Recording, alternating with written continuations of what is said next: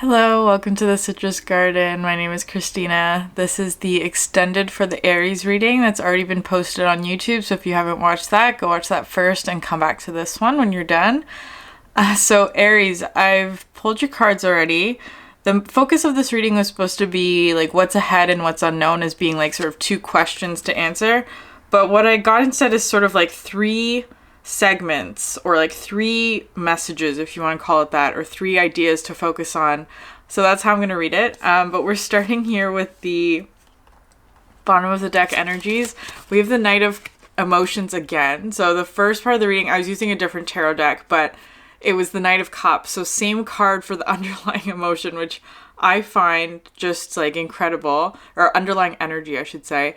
But this one talks to me about actually like with this this ammonite shell kind of thing in the background, talks about like creation or like creating something or manifestation. So it's almost like a manifestation is here that has to do with love, just generally. I will come back to that though, because I feel like that's going to be it's going to be a main focus throughout all of these messages. And then here you have the jeweled web connectivity, which I love so much, because I actually tried to do this extended part like right after the first one, but that message was like so big that I just kind of needed time to digest that. I took a break, I had lunch, and I came back. But the first part of the reading actually had from the new deck that I'm using, the Deja Vu card. And so that's sort of what this is talking about. The connectivity is that we all have the ability to sort of see ahead to some extent, right? It's like you can catch glimpses of sort of these events in the future. In the 3D realm, in this earth realm that we are currently living in, time moves linearly, one moment after another. But in sort of the more grander spiritual, sort of like other dimensional realms, all of it sort of happening at once. There's no sort of like linear timeline where this event happens before this event, that kind of thing. And it's all kind of existing here, which is such an incredible message because of this deck, this card. It says Kintsugi. So an interesting story about this card. I actually learned about Kintsugi a couple years ago, I want to say. So if you don't know what that is, it's the Japanese art form, but also philosophy that if something is broken, we can repair it. Like for instance, like a porcelain vase, it gets broken, you repair it, but in the repairs, gold is interlaid into the chips, right? And so once it's completed or fixed or repaired, the actual thing itself is made more beautiful through its brokenness. And so I learned about this art form or philosophy a couple years ago, actually, after I met my twin flame, and we were sort of discussing this idea of like I was personally on the really intensive sort of healing journey of something that happened a really, really long time ago. And my counterpart was sort of helping me work through that, whether he knows it or not. I don't even know if he remembers this conversation, but what this card is talking about, it's you come full circle, basically. It's because this is something that like was for me the start of my again, I'm using words like start, the beginning, because it's like a linear sort of timeline of when I began sort of my healing journey. And it's kind of like you Aries are coming to the full circle of it. Because like I didn't even think that there was a card that could represent this sort of philosophy in any of the tarot decks that I've been using. But anyways, so that's just like a really incredible message. It's like you've come full circle.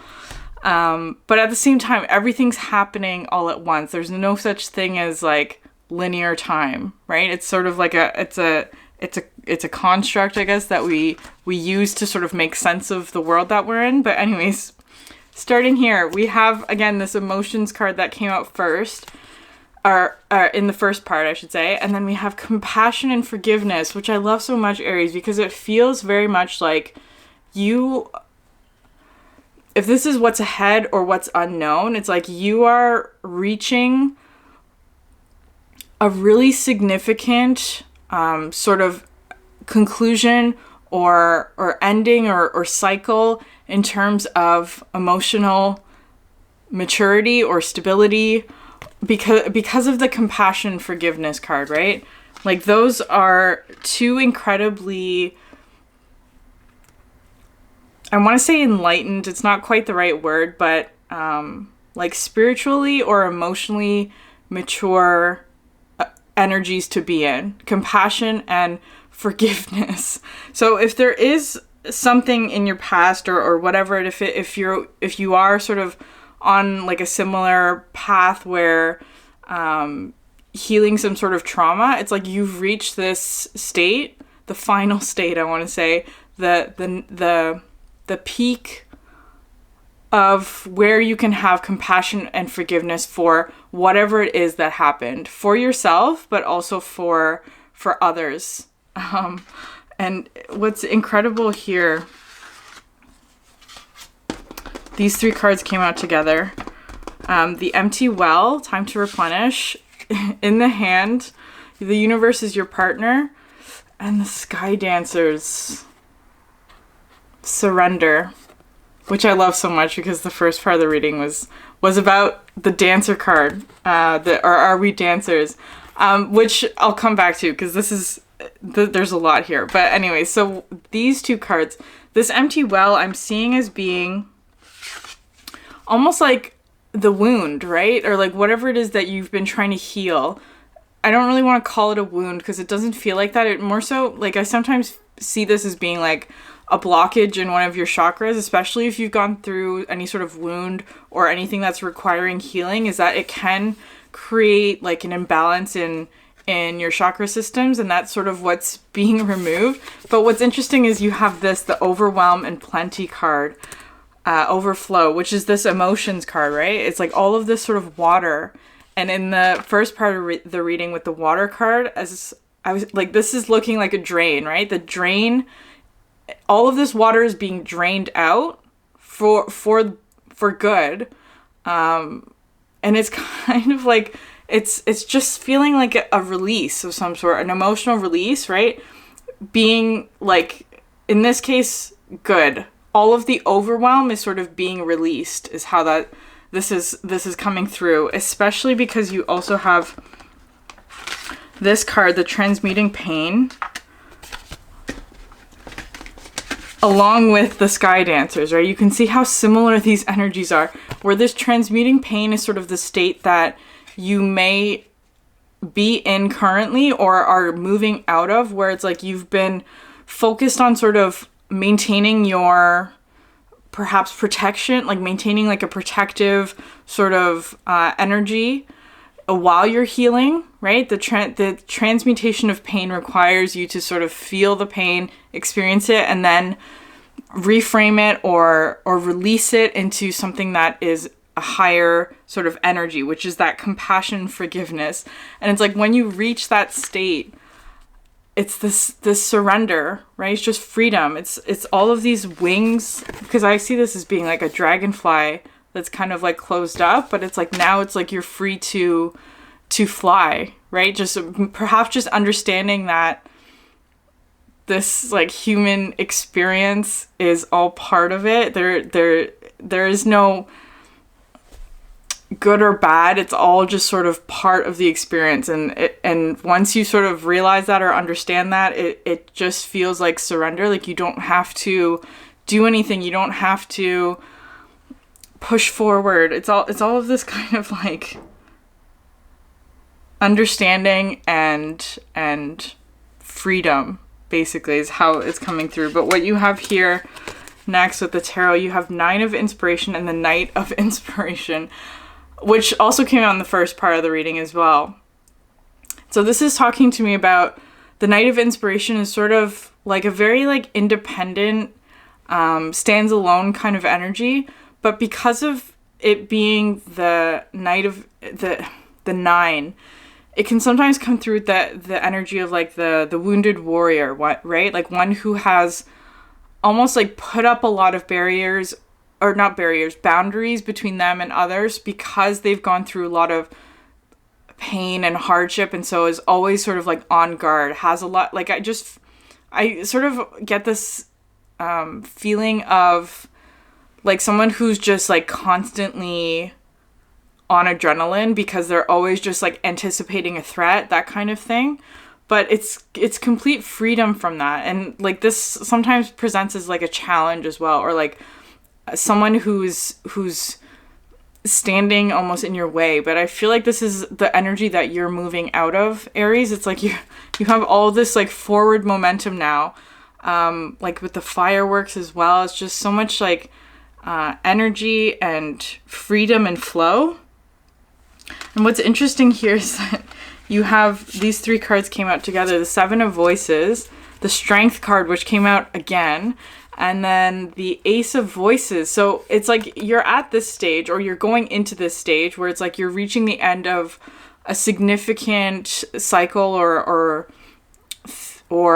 ending. It's like, but you're going into a new thing immediately. Like you're just heading straight through. But it's almost like you're looking back. It's like you're looking back at sort of the strength or like the journey that you went through as well, because this whole message is talking about like full circle. It's like you're looking back all the way to the beginning of when this started. And it could have been years ago, right? It's like trying to manifest love or whatever this Knight of Emotions represents to you. And it's like, it's here finally. It's here. You're moving towards it. And then looking back and seeing like this, all of this sort of hardship and deceit and illusions that you may have had to work through to get until this point.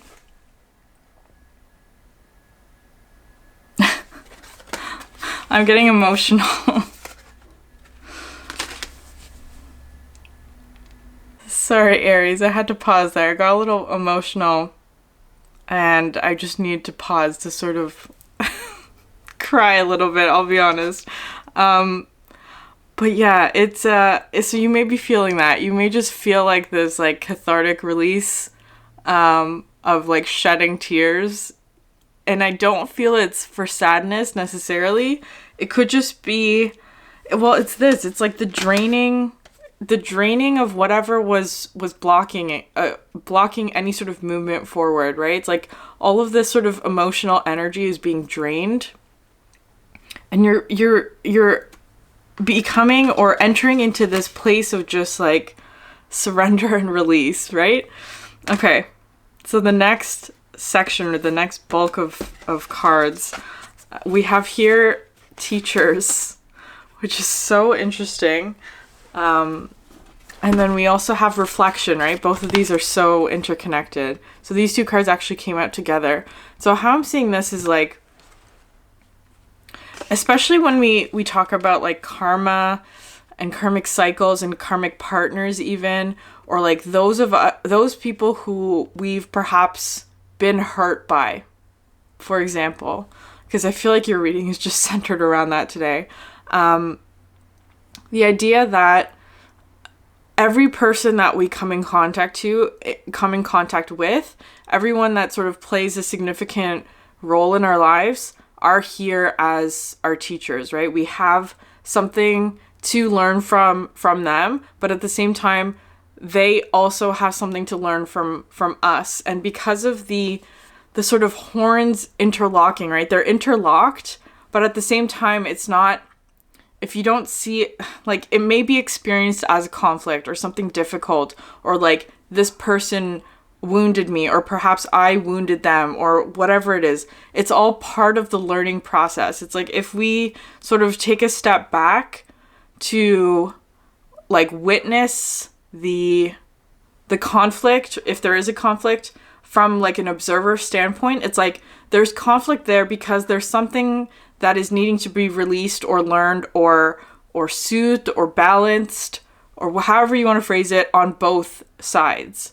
And it's with this Reflection card coming out, as well. I feel like it's just talking about, it's more so that idea that I was working on in the first part of the reading about how everything sort of in our surroundings are a reflection of the energy that we are putting out.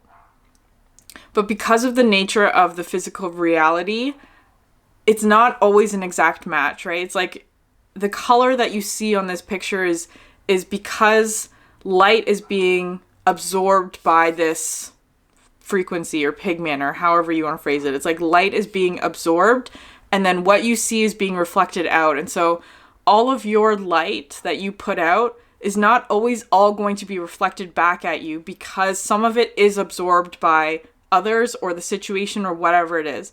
But in the end, all of that light sort of still exists within your environment or what is reflected back to you. It's all there. It's just sort of by the nature of the physical reality. There's some almost like piecing together that needs to be done. It's kind of how this is coming through. And then with this assertiveness card, which is so interesting because it may be because of the lunar eclipse or at the same time that we just went through this may be something that you are realizing now or soon after. An interesting message about this card in the book was talking about the fact that it's not the unknown that we are afraid of. What we are afraid of is the known coming to an end. And so there's all of that. It's like you are stepping into something that's unknown, but at the same time, there is an ending. And so I feel like that ending may be sort of like the emotional state that you may be experiencing, but you are absolutely stepping into something that's new as well. So this for the tarot, I'm going to go through these ones first actually, because you have the 5 and 6 of emotions, right? Which are both sort of difficult energies. The 5 of emotions being sort of grief, that ending. But this is the teacher's energy. It's like if there was someone in your environment recently, or could it be past? I'm not sure. There could be multiple occurrences where this just sort of keeps playing out until you not get the lesson, but until you understand what the actual underlying energetic dynamic is that there could have been something of like grief. This was sort of alluding to that purity ice energy from the first part of the reading.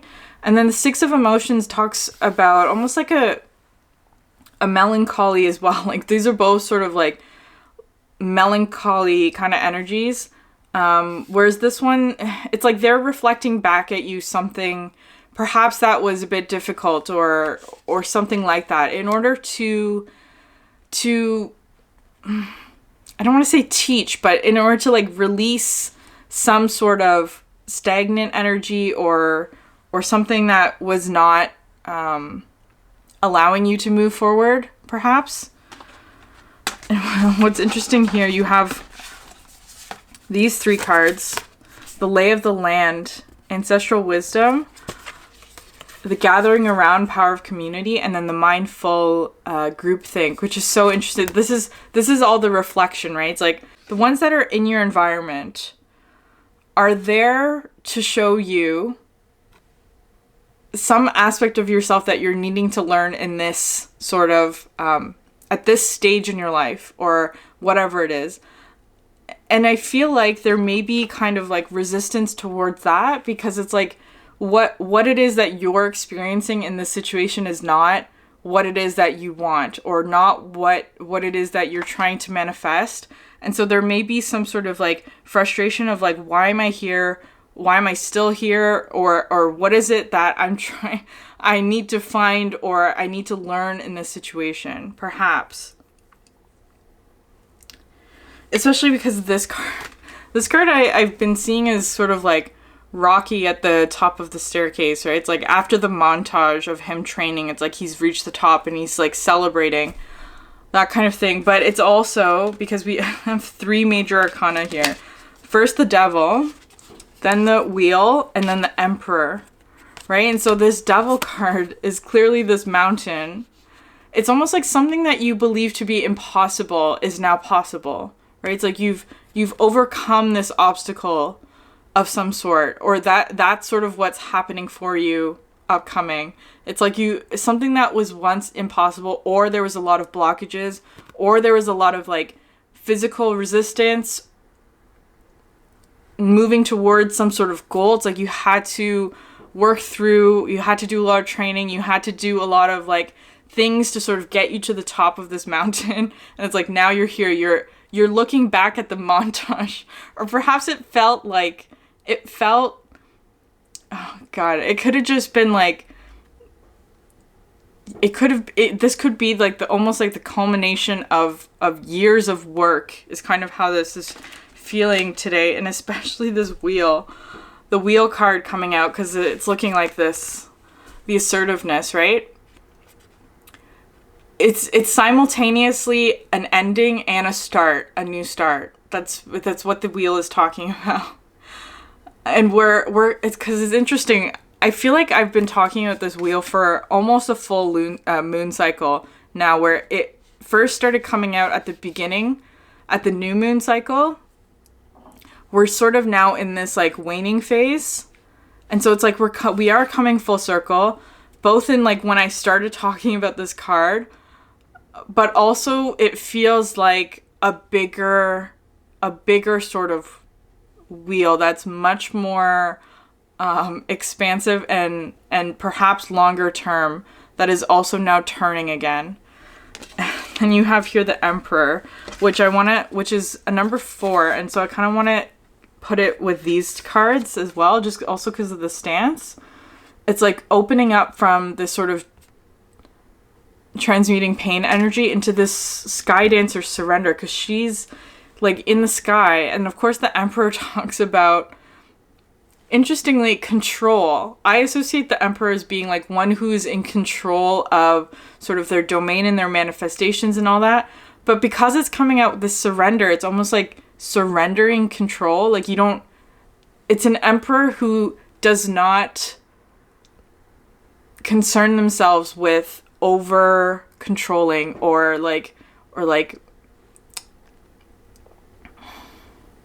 an Emperor who has an equal balance of feminine energies, which is also talking about sort of receiving as well, is kind of how I'm seeing this.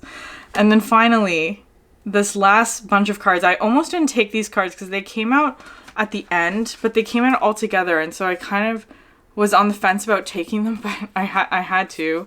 Liberation, which is just incredible. Like, it's like coming out of this vase. It's almost like a genie coming out of but it's like you're the genie. And then here the Maktub, I hope I'm saying that right, and Modern, which is incredible because this is sort of like, it's bringing in that whole idea of the prism, right? But this card talks about things that are already written. It's already written, which means that you don't have to worry about what the next step will be. It's like you just surrender all control. You're going in the right direction. The more you try and resist the movement towards this, it's almost like the more unpleasant the journey is going to be. But I feel like it's like you're not, if there is resistance, it's kind of like you don't have to make any sort of action to fight against that, because the more that you resist or fight or try and like change things or change your circumstances, it's not that it's going to hinder your progress. It may hinder your progress, but it's also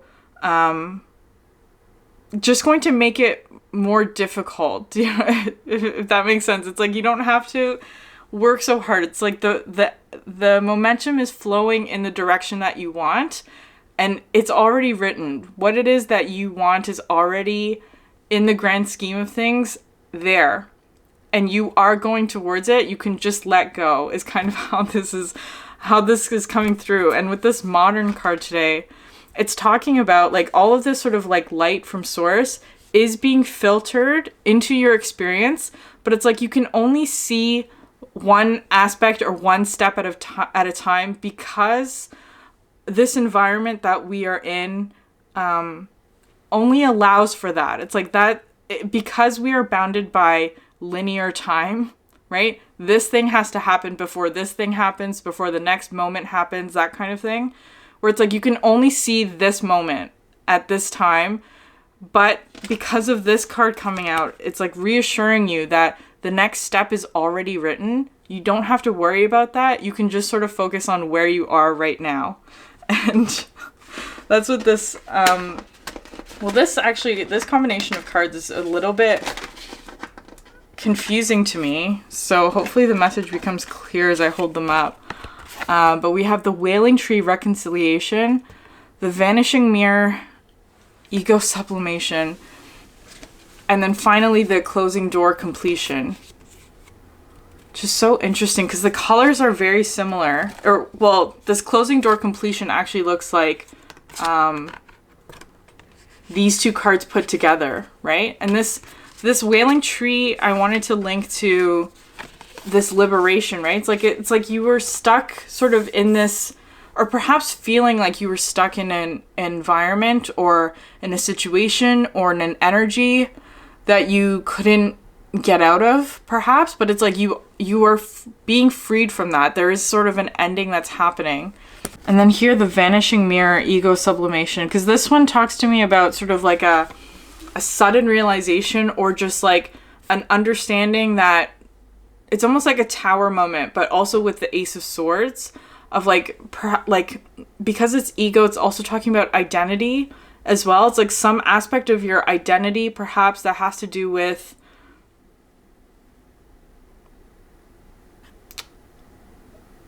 stuckness, or what's the opposite of liberation? Anyways, I feel like I'm focusing too much on these when the focus should be on this, the Closing Door Completion. It's like something about this state is ending, right? That's what's ending, is basically what's important. And what it is that you are going towards, which is so incredible, because you have here the Seven of Emotions and the Chariot, which is so incredible, because look at all this light here, right? This is the light that's coming down through, oh my god, look at these cards together. The light that's coming down from source, right? It's like if you get a download, it just comes to you in pure light, right? The purest form of energy, basically. And it kind of takes a moment or like some time for those downloads to sort of open up or reveal themselves, or for you to actually understand it. But what that's talking about is like, it is allowing you to move forward. All of this energy that you're receiving, even if you can't quite comprehend it yet or understand what it is that you're understanding, it is allowing for you to move forward, and also shining out of you as well, right? It's like all this light that you receive is also going out, is kind of how this energy today is playing out, which is so incredible. And then you have here the Two of Emotions and the Ten of Cups. Because look at these two, look at these colors together. I can't even hold them up. I need more, like these two blue colors, but these ones are much more vibrant, right? It's like whatever it is that, it was this other message. Look at these cards together. It's almost like what it is with that whole, like, I wish I kept that card out, the Rebirth card with the blue circle. It's like the pure energy of source is kind of like, almost like the general state. But in the physical realm, in this realm, what it is that you are going to be experiencing very soon, like the next step, is this Two of Cups moment and the Ten of Cups with another person or with a group of people. It's like this, all this love energy just surrounding you. Okay, Aries, I'm going to end it there. This was an emotional roller coaster for me today, but I'm going to end it with the Moonology cards. So first of all, your hard work is paying off, New Moon in Capricorn, which I love so much. You are good enough, the Full Moon in Virgo. And show the world the real you, Full Moon in Aquarius. All right, Aries. I do have other videos if you're interested in watching those. Thanks so much for sharing your energy with me, and I hope you have a great day. Bye.